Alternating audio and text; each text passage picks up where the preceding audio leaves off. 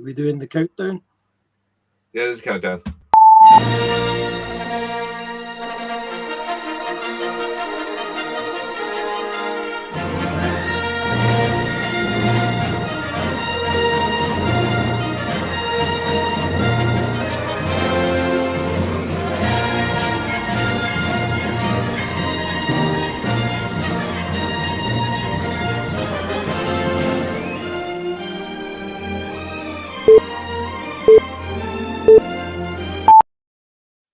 Welcome to Ball Caps and Bagpipes, Season 4, ladies and gentlemen. I am John McKellar. And he's frozen.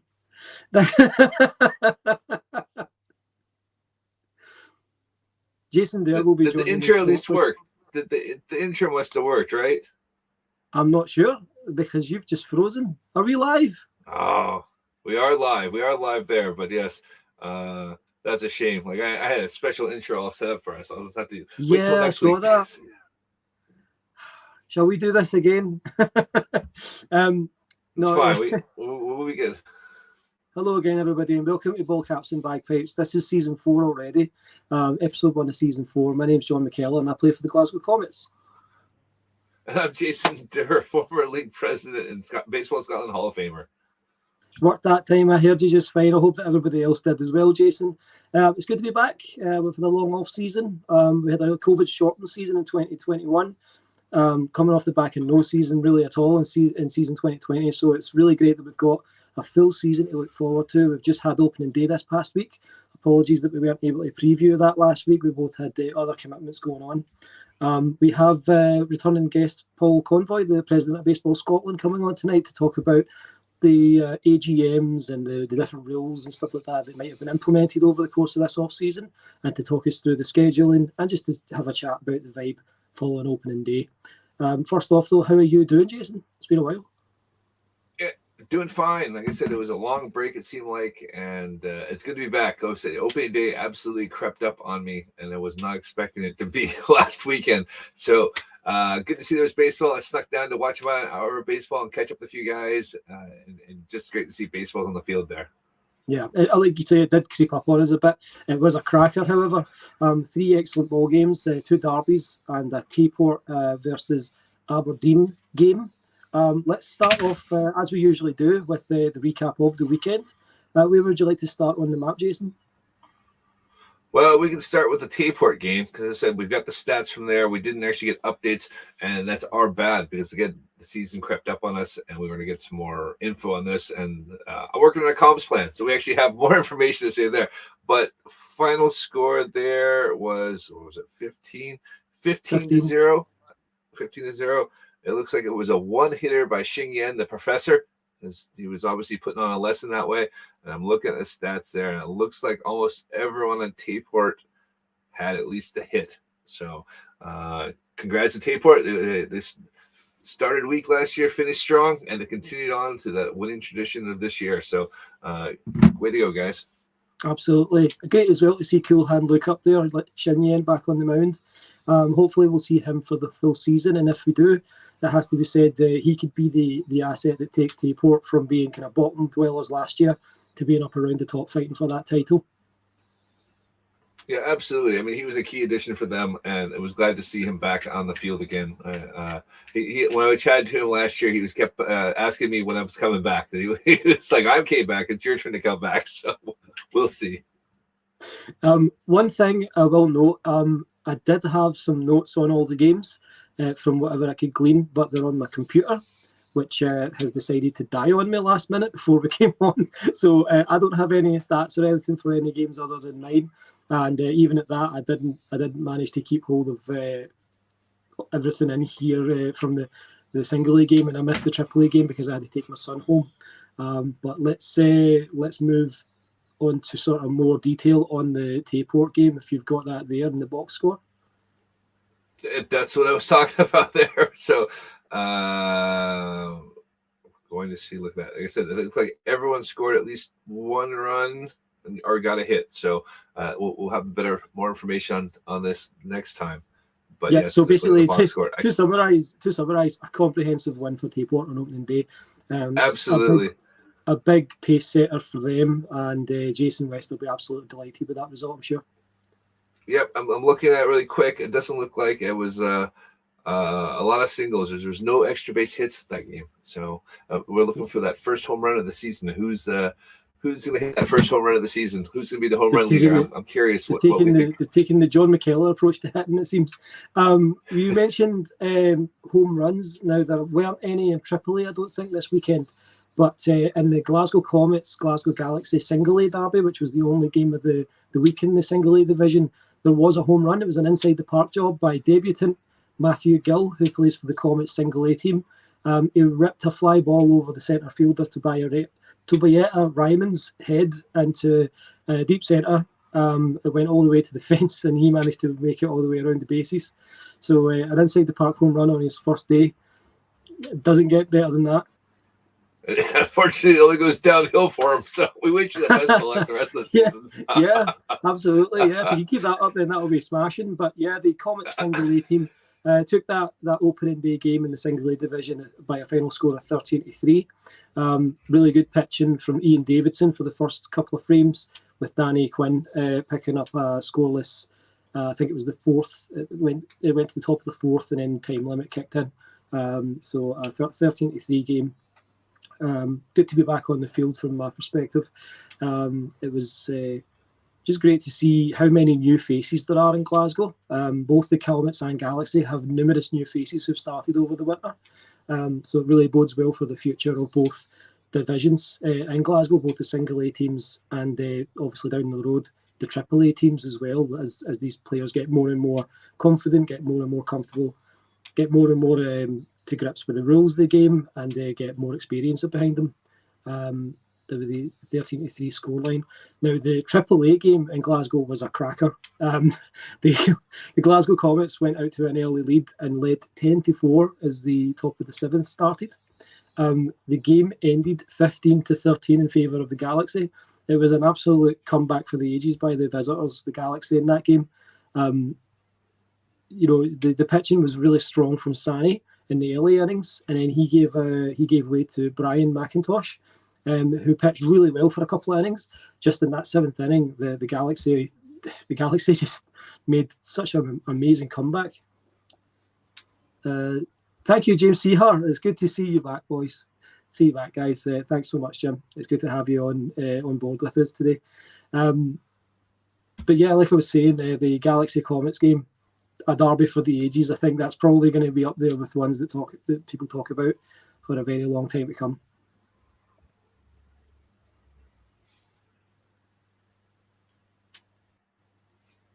What's that look on your face, Jason? I froze. My goodness. Not the way we wanted to start off the season. This is absolutely our preseason. No. Technically, MLB opening day is Thursday. We're going to be all ready for that. We're getting the kinks out. We'll be fine. But yeah. I was just. If it's really bad, we'll just delete it for it. If it's really bad, we'll just delete it for everywhere and do it again. No, it's fine. What it was is obviously we get everyone's comments in here, and I got our first spam comment. We've been doing this for on the new platform for a couple episodes.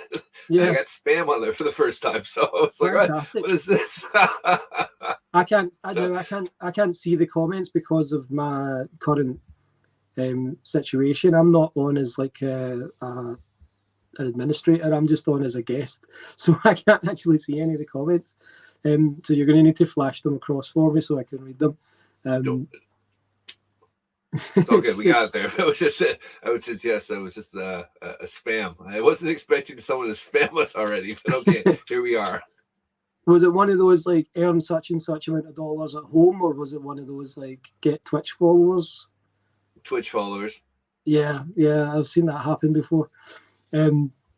So the only other game of the week was the Cannons and the Devils in the Edinburgh derby. You know, the Edinburgh derby is usually my favourite derby, Jason. So why don't you give us a wee bit on the Edinburgh derby this past weekend? It was a 7-3 Cannons victory.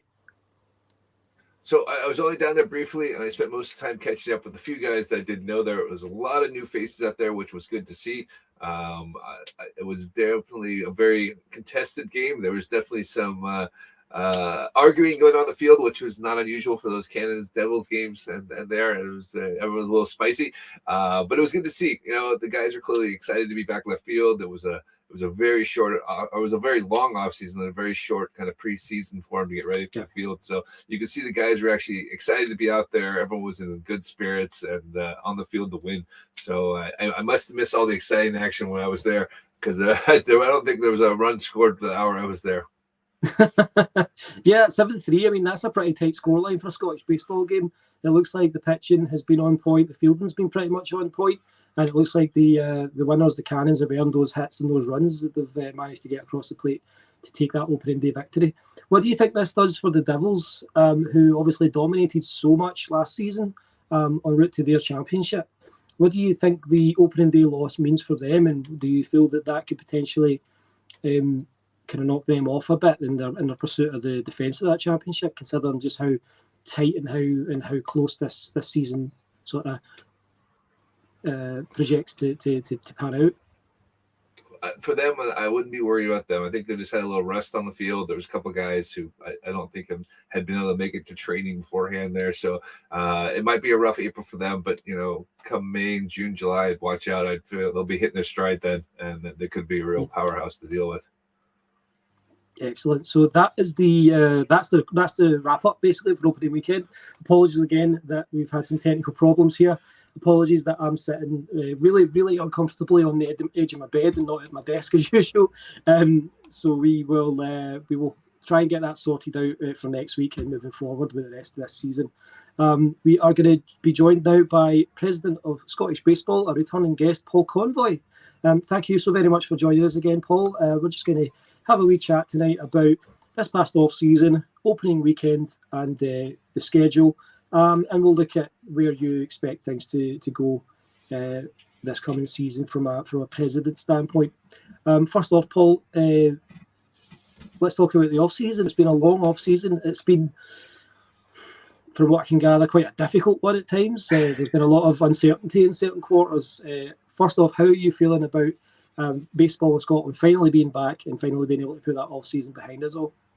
Well, thanks for having me back on the podcast. I'm glad that baseball's finally happening again. I was beginning to go doolally during the off-season. Just trying to get it all organised and sorted. We took a while to get the schedule out. There was a lot of unknowns regarding field availability in some cities and some unsure where the clubs were going to fit within the league structure. But we finally got there. We've finally had opening day, and from all accounts, it went as well as, in fact, better than anybody could have expected this year. And everyone is excited to be playing. So, absolutely. I know that when we took the field on Sunday, it was like a weight had lifted off us all. It was like a dark cloud had passed by. It felt so good to be back on the field again and playing baseball, which is what we're all here to do and what we're here to talk about.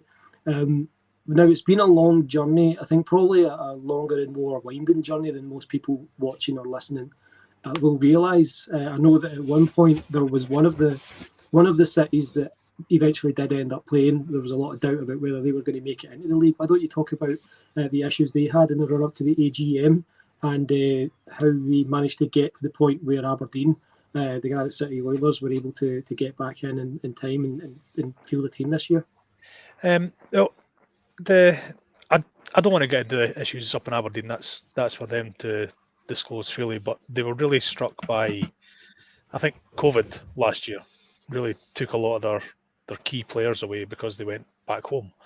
Aberdeen was a real expat type city, and all the American stars, if you want to say that, you can use that word. Stephen Evans, Jared Tomley, Paul Rank. Those guys all had to leave either for going back home, visas, or other opportunities. Like Stephen Evans went down to coach the GB women's team. He's based in Sheffield just now. He's playing the National League down in England. Jared Tomley got a job down in London, so he's had to leave. So that's key players that are missing. Federico Gambadotti got a job in Edinburgh. So while the Cannons are going to be gaining an excellent player there, Aberdeen are losing it. And Connor Smith's decided to play elsewhere as well. He's going to be joining the Edinburgh Cannons later on in the year, after a trip to the States to get some coaching, because he wants to develop his play to take his baseball further. He wants to actually develop a career in baseball. So they've had a lot all at once, Aberdeen, and it was just a little bit of uncertainty about where their current players could fit in, and they still have some excellent players, but just not as strong as they might have hoped. And there was just ambiguity about, weren't sure if they're going to be able to field a team at AAA level. And the thought around the league was, we want them to be here. So the rest of the league rallied in, and they'll be helping out as and when it's needed. So if the few pitching arms they've got during April tire out, the other club will lend them a pitcher from their bench, just to get some baseball in, and hopefully by May they'll have fully recovered and found their stride and be playing some good baseball. Now, you mentioned the lending of potential lending of pitchers. Is that the rule, or is this an exception to the rule that's been made specifically this year for Aberdeen? So for AAA, we went down the route that it's as professional as we can be. You know, the 9 on the field and 9 at bat. There's no DH, there's no 10th batter this year. We're still playing 7 innings just to keep pitching arms healthy. But it's kind of an exception that a player can be loaned out to another club for game day, based on the current circumstances. Because the last thing we want to do is see a team not field a team during the season just because of a slow start to the year, you know. Yeah, I mean, you've got quite a lot of experience of that yourself over in Edinburgh, a team that you pretty much helped build and that you ran for quite a few years. The Giants obviously left us, at least for the time being, back at the end of the 2019 season. Yeah. So you've been there and you've done that. So yeah, it's quite an understandable move, and certainly one I think helps the league, because the trip to Aberdeen, although it's a 3-hour-long nightmare, the journey, it's a great day out, and it's a great chance for players. Yeah. It's a great chance for teams and players to bond on the way, and have a laugh about things maybe that aren't maybe baseball related. You know, it's a good chance to get to know your teammates at a human level, which only ever helps the chemistry. Now they will be fielding a AAA team, however they don't have a team playing in the new single A division. How has that changed the structure of the division? Because obviously, if you take one team out, it's more of a change than just one out. You have to then move other pieces around so that they fit into what's left. Talk us through that particular headache, and how you attack that. It wasn't just Aberdeen that we weren't fielding a single A team. We've only fielded one Edinburgh single A team this year as well. They are now known as the Edinburgh Knights, after much debate, because the Devils and Cannons single A teams merged. They wanted a new identity to play under a single banner, so they've chosen the Knights. And I'm going to let them reveal their uniform, but it's I'll leave that alone. It sounds like it's very unique. I wouldn't say it's special. I like it. I must admit, I do like it. I've seen the preview, but is it like minor league style, and it's going to be like a coat of armor on there? The logo looks outstanding, though. Dylan on the team, he's done a great design for a logo.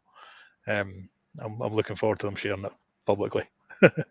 But yeah, setting the schedule for 4 teams in the single A with 6 teams at AAA was a bit of a challenge. So the biggest thing you'll notice in the schedule is there's 16 AAA games for each team, but only 12 single A. And even then, there's still one weekend where there's going to be a couple of teams travelling elsewhere just to make the 12 games happen. So I believe there's one Glasgow derby at single A that's going to have a possible move because the Glasgow Galaxy will be travelling. But the beauty is it's a Glasgow derby, so it can be moved to whenever best suits the 2 teams.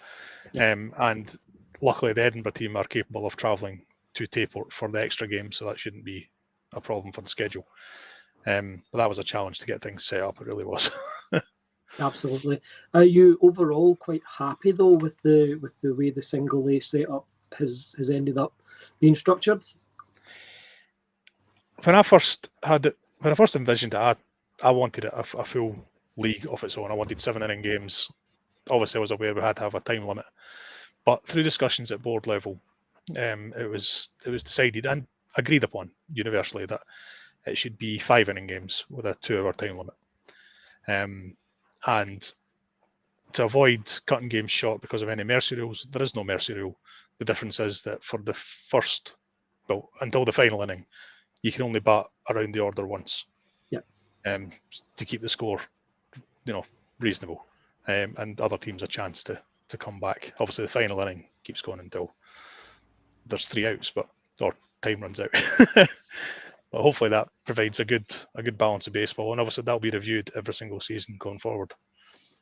I think that as someone who played in the single A game at the weekend, the new structure is definitely a step up on last year. Last year, I think we were getting kind of 1 or 3 innings, and I don't think any single A game went 3 innings last year. It was it was rather ambitious to try and fit 3 innings into an hour, which was single A, or not even at the time single A, but development standard baseball.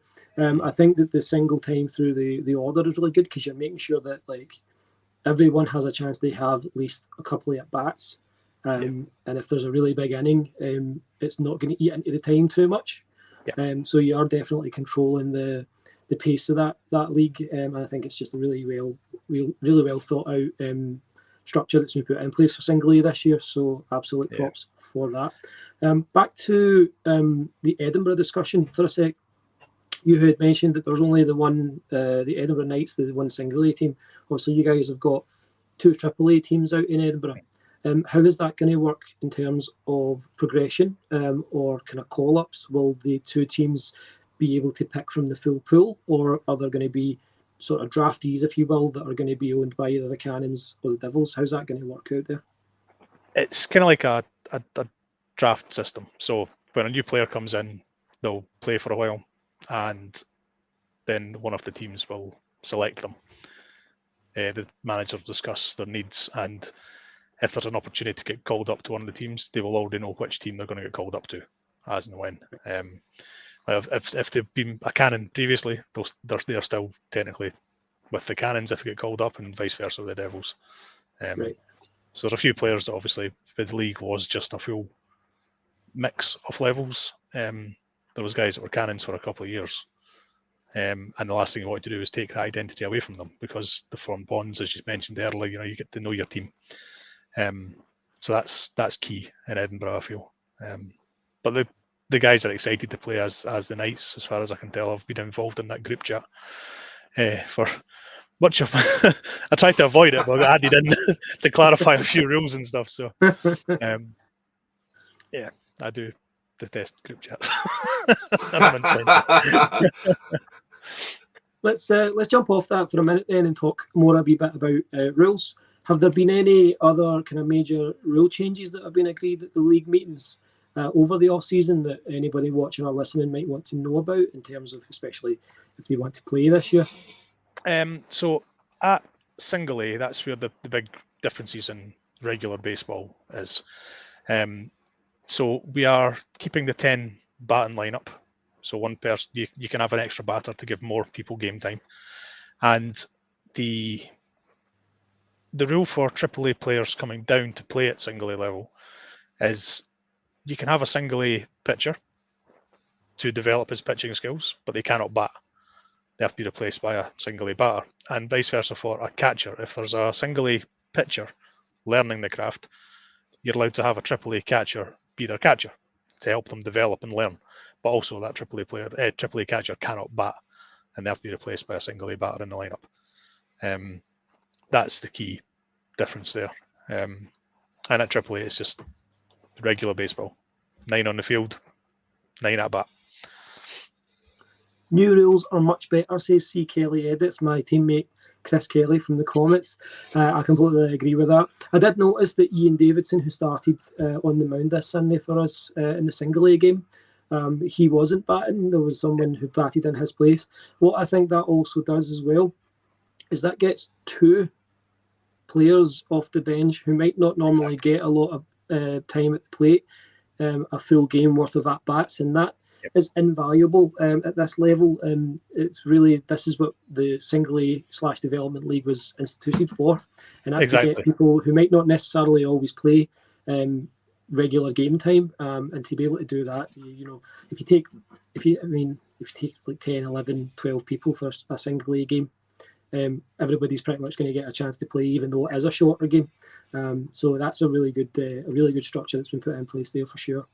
Yeah, that's always the goal of it. The whole point of the Single A game was to allow people who are new to the game to learn in a comfortable environment, a little more relaxed, a little bit more fun, not super competitive like the AAA turned into. And I'm kind of glad of that. I want guys to be super competitive at the high level because we want to try and go down. I mean, I'm part of a conversation to create proper national championships in the following years to come, where a Scottish team would be going down to compete at a national level in the UK.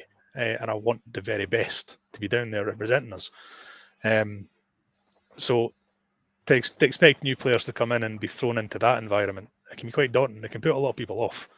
So the Single A League that's the reason that we wanted to create it, was to allow a bit more relaxed, a bit more fun, give you an opportunity to learn, and hopefully it works like that.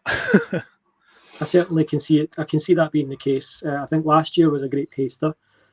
This year the structure is so much better. Like Chris said, from playing in the game this past weekend, it was so much fun to be able to jump on for a game in the more kind of relaxed pace of the Single A, but also know you were going to get some time to actually play the game instead of just the hour, which was it was always good fun to have that hour while we were doing it. But then after that, a lot of times, like us Single A guys, we're not going to play from the start in a lot of games. We're not going to necessarily play much of a part in the AAA side these days because of how competitive it is. So we were kind of sitting for most of the game and we weren't really in the game anymore. So I think that with the Single A game being longer, having a better structure, that definitely solves that problem. Jason, what would you like to move on to next with Paul? Do you have anything that you want to touch on with regards to the rule changes we've discussed? No, I said I'm on the board now, so I was on board with everything that was there. So I gotta hear that. So it's really interesting from my perspective because I'm trying to do it from a communications point of view and how we can actually build the brand and get the stuff out there. So it's been really interesting to listen to how the managers talk about things on the ground. So like you're my Single A guy, John. Like you know what's going on there. And so it was just really interesting to hear how the teams are developing, how their things are playing out there. So it's been absolutely fascinating from my end to see how the game's grown since 5 years ago when I left. Let's touch on that actually, Jason. How are you feeling being back involved on a kind of more full-time basis with the league? Although you're not back as a player yet, let's say. How does it feel to be back and about it? One of those things. It's like all the old timers that I used to play with. There, they come on down. They know Rory because Rory's still around, and that's about it. So yeah, it's one of those things. I'm sure I'll probably be down for a train too, meet the guys there. There was a couple of people I hadn't seen in a while, so it was just good to catch up. So from my perspective, it's always nice to see the guys, especially after being in the lockdown for the last 2 years, and just kind of have general catch up and see how people are doing. Yeah, and Paul, what is next for you now that opening weekend is out of the way? You've had a long kind of winter of. It feels like a lifetime ago that we had the awards bash back in November. Since then, you've had meetings, you've had teams that were coming and going. You've had to basically rebuild one of the divisions from scratch. What comes next for you now that opening weekend is out of the way and you've been able to take a breath? Because obviously, as the president of the league, you still are going to be very much highly engaged with every aspect of the league from now until October. Yeah, I do seem to get messages just constantly. I'm always involved in something. Now that opening days out of the way, I can get back to looking at the umpires and setting up the proper umpire group that I want to lead. Robert Dolan, who's based at Tayport, he's volunteered to sort of be the head umpire for the league, where the rest of the umpires will communicate together. I'm going to try and get that set up to really start next season, but we'll try and set it up for this season, with the goal to create much higher standards of umpires throughout the league, because without a good umpire system, you can't have good games of baseball. It's not possible. And we have the luxury of having 3 fantastic umpires based here in Scotland. Joseph in Edinburgh, Robert in Tayport, and give Billy's due in Glasgow. He is very knowledgeable, very good. And we've got guys learning up and down the country as well. Casey up in Aberdeen has done a fantastic job up there. There's a few guys in Glasgow who've been to a few of the coaching sessions. I'm myself been mentored by Joseph, and we have the long stay Wolfie to be a third base umpire. Yeah. That's one of the focuses I've got, and the rest is just still trying to build the brand of Baseball Scotland, and take us up to that next level before I finally offer up the seat of presidency for election. And then pass it on to the next generation and take a nice step back. Typical politician. He's waiting until he's got all the good shit out of the way so he can say, look at everything I've done in my track record. Pretty much, yeah. Me. So what's next in terms of building the brand then? Do you have anything in the pipeline that's imminent, or are you still working on a kind of framework for that? I'm still looking to create 3 set level, Scotland teams with their own names and their own identities. And with the start of the Single A League, I've asked the managers to set out, players that just keep it internally at the board level, but at Single A, Double A, and Triple A. So then that would be the players we then choose the Scotland squads from at that level, as and when there's competitions up and down the UK. Because another thing that's coming out of this discussion for national championships is having more all-star tournaments based around the UK throughout the year.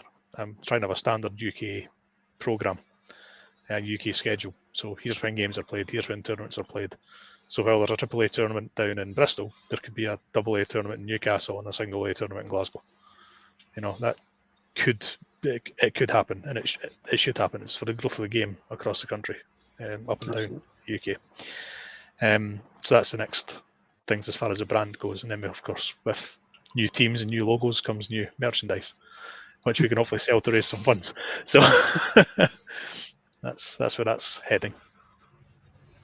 Fantastic. Now, I want to touch on tournaments. Are there any tournaments coming up that we should be on the lookout for? Are we doing Kent this year, or what's going to be the script there? I know that we have added something to the schedule this year in Scotland that's very exciting, which would be the All-Star weekend in Edinburgh. So first off, let's talk about the kind of UK tournaments, and then we'll get into the All-Star deal, because I want to hear more about how that came about and what that's going to look like. First off, tournaments down south, Kent. Yeah, sadly we've not been able to secure any place in a tournament down south this year, but I'm hoping we can get something at the end of the year. I'll be hitting up the guys in Newcastle who I know were keen to do something with the north of England and Scotland, and I've even been looking at some tournaments abroad with the options of Austria or the Netherlands. Fantastic. Being two. And we have contacts in Tenerife as well for some sunny winter baseball. But who's keen on getting on a plane just now? Not sure. But as far as a tournament here in Scotland, we've scheduled in the calendar a 4th of July baseball festival. Now, it might be in Edinburgh, it might not be. We're still to really firm the location of that. But the idea is that it's going to be like baseball, an all-star game for AAA and Single A, bringing everyone together. We're going to try and get a women's game involved that weekend and have some youth baseball as well. It'll be a full festival, hopefully Saturday and Sunday. You're taking a page out of WrestleMania's book and going the 2 nights, two day long. Yeah, it's going to be stupendous. Yeah, I was going to say it's stupendous though. Yeah. if we head to Amsterdam, I don't think many of the squad would be fit to play, says Chris Kelly. I said the Netherlands, Chris. No, Amsterdam. I'm not that silly. What else would be new, quite frankly, at the end of the day? Ireland wasn't much better than, so I'm looking at you, Albert. But so how will the All-Star teams be decided then at each level? Will it be a vote, or will it just be a case of coaches getting together and picking players and saying, like, this guy or girl has done well enough to be able to represent his or her division at this particular weekend? Yeah, that's something we didn't really discuss. Yeah. And what will the teams be? Will it be East versus West, or will it be a situation where it's... The idea was that it would be a Glasgow, Edinburgh, and then a mix of Tayport and Aberdeen. But with the Aberdeen situation, that might change slightly. So it might be a one game pick between three teams on each side. So kind of regional, like a regional type of deal then. Excellent. Yeah. But we never know. It could be a round robin type thing. If that was the original plan, hopefully we can still do that. But there's nothing been set in stone yet. All we know is there's going to be fun baseball. With, it sounds great. Yeah, and Jason will get the barbecue fired up and get those sexy legs of his out again like he did last year. Absolutely.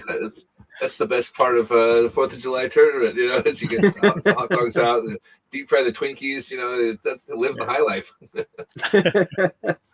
Trying to get some tourists down as well. Let's talk about the postseason this year. What's the structure for the Caledonia Cup tournament going to be this year? And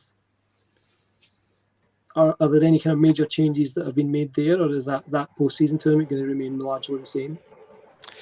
So the postseason, the regular season finishes mid-April, the 14th of April. My goodness, 14th of August is the end. That's a quick season.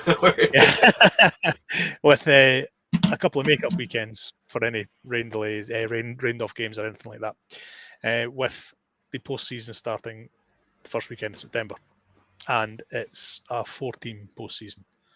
So AAA, the bottom two are not going to be progressing. But that does mean at single A, all 4 teams will get a chance to play in a postseason format. So one weekend will be the final 4. The next weekend will be the finals. Ideally, the AAA and single A finals will be in one particular city. So if the AAA is in Edinburgh, the single A will be in Glasgow type thing. And then the final will be in the one city together, played back to back. So, and obviously where people finish in the league depends on the venue. So will it be a case of the winners of each division will get home field? Yep. Perfect. That's the idea. I'm excited for the postseason already, and we're only one weekend. That sounds amazing. I think that's such a better structure, especially at the AAA level with the 4 teams, because it means that everyone is playing for something all the way through. So yeah, like the 14 postseason, I think the postseason should be, obviously in our league you want it to be as inclusive as possible because everybody should get a chance to play, but it should also be as exclusive as possible to make the regular season really mean something. And if, like you said earlier, we're trying to make it as, quote, professional as we possibly can, to use a phrase, we're trying to make it as competitive as possible with AAA. So it's really good that everyone's going to have something to really play for, even if you're kind of mid-table, middling. Every week you can't really afford to kind of lay back and look behind you, because there could be somebody that's going to go straight past you if you do that mid-season. So that's really exciting news, and such an exciting season ahead, just to get a full schedule out of the way.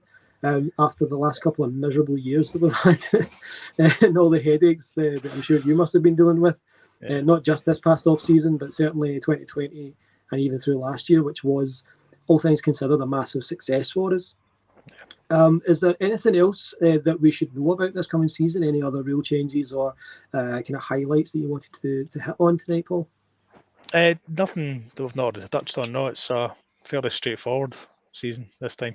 Which is a relief. All right. Unless Jason has anything else for you, Paul, we'll let you go then. Brilliant. No, I was to say he's not told about the secret weapon in Edinburgh. That we now have 4 paid players, playing for him now. So keep your eye out. We recruited hard in the offseason. Where's my money? If only we had the fun. All I'm gonna say is there is once Jason sees these Knights jerseys, he might suddenly pick up a bat and swing right-handed. Fantastic. He fucking hates Knights, so he does. Do we need to get the Baseball Scotland Players Union going and make sure we all get some guaranteed pay or something? What's going on here? Oh dear, definitely. Brilliant. Yeah. Well, real quick then, before you go, Paul, how are you feeling about the Major League season? Are you going to watch opening day? What's your plans for opening night on Thursday? I will be watching, probably on delay because I've got an important meeting Friday morning at work that I can't move, which is really annoying. But yeah, I'll be watching, probably from behind my sofa because the Phillies aren't looking too hot this year defensively so far. I was saying you guys score 12 runs a game and lose 16-12. That's it. Yeah, if they can swing the bat as well as I've been doing the preseason, I'll be happy. But yeah, ropey bullpen and ropey defense is still on the agenda, I think, in whole Philadelphia. Well, good luck to your Phillies, Paul, and thanks so much again for joining us on the show. No worries. All right, man. Thanks so much. We'll see you in Edinburgh. Right. Jason, before we finish up, just a couple of wee quick things that I wanted to touch on from the Glasgow side. The Glasgow Baseball Association went down to Liverpool to play the Trojans twos. Not this past Sunday, but the previous. And I just wanted to quickly give a shout out to those guys and thank them for welcoming us. They were an absolute blast. It was great to play in England for the first time for me. And it was good to play. You got capped. Yeah, well, could I really be capped though? Because it wasn't Scotland; it was Glasgow. Oh, fair enough. Okay. I'm capped for Glasgow. That's good enough. Give me the benefit of the doubt. Yeah, I'm capped for Glasgow. That's good enough. Wonderful city. I had never been to Liverpool before. It was just a great experience. And it's funny because they have 4 different levels in Liverpool, and we were playing the second highest. So it was kind of a standard of baseball that I'm not really used to. Given that I play mostly kind of development stuff nowadays. So that was a really great experience, and I even managed to pick up a couple of wee hits as well and made a really great catch. I made the best catch of my life in outfield. I mean, go figure, I quit playing the outfield 2 years ago. It was nice. Just a really great experience. Glad to hear you guys had a good time down there. Yeah, we all went out for a couple of drinks with some of the Liverpool guys as well. I didn't stay late because obviously, as you know, I'm a boring bastard. But it was a really fun night getting to spend some time with both teammates of mine like Santino and Ian Davidson, and also a couple of the Galaxy folks, and also just a few of the Liverpool guys. So yeah, thanks again to Liverpool for having us, and thanks especially to Ian Davidson, who used to play for the Trojans and was the one who kind of arranged it all. So my teammate Ian, big time hats off to you. There was also the Glasgow Baseball Awards Bash this past Friday night. I was unable to attend because I had my son, so I'm not really able to give a massive in-depth list of award winners because, like I said earlier, all my notes are on my computer, which isn't currently working. That's right, because that's something to chat about next week. We'll have the whole list there. Yeah, I'll rhyme off the list next week, but I just want to give a big congrats to all the award winners from Friday, just in general. And it looks like from the pictures and video I saw, everyone from Glasgow had a whale of a time. So yeah, just those couple of things. Is there anything else you want to cover tonight, Jason? No, I think it's good. Just glad baseball's back. It kind of just crept up on us, and it was with the MLB season kind of unsure what was going to happen. It was kind of dicey there. So glad to see it's turned to April. We've got games on Thursday night's opening day, and keep your eye out for J-Rod on the Mariners. That's all I got to say. I think I've decided that I'm going to watch 1 or 2 early games a month roughly, and catch highlights when I feel like it. But like as you know, I haven't exactly been quiet about how much I don't like Major League Baseball these days. But yeah, it's good to have baseball back. in this country, and it's great that we're going to be able to play a full season. And it's good to be back on the show. It's just unfortunate that we've had so many technical difficulties tonight for opening night after last week when we were wanting to get back and we weren't able to do so because of other commitments. So yeah, it's just good to finally get this one out of the way. Quite frankly, we'll be back next Tuesday at 9 p.m. with hopefully a guest, and we'll talk through the second week of fixtures. Absolutely. Just getting everything lined up for our exit here. So that's all for us this time. Thanks for checking in. We'll be again live tomorrow, and not tomorrow, next week. And we'll have everything running there, and hopefully no technical difficulties there. So that wasn't the plan for tonight. So that's all for me, and see you guys next week. Thanks again, everybody. Please catch us on Facebook. It's facebook.com/capsandpipes, Twitter @capsandpipes. You can follow Jason's other podcast @Tea and Tops, and you can follow us on Instagram, Ball Caps and Bagpipes. So check it out. We're on Twitch as well. What's the Twitch handle? Is it just Ball Caps and Bagpipes? Yeah, it's just Caps and Pipes. Caps and Pipes. So check us out on Twitch as well. We apparently got our first spam comment through Twitch earlier tonight, so that was good. That's another one to check off of the bingo card. Yeah, thanks again. Thanks once again for joining us, everyone, and we will see you next week.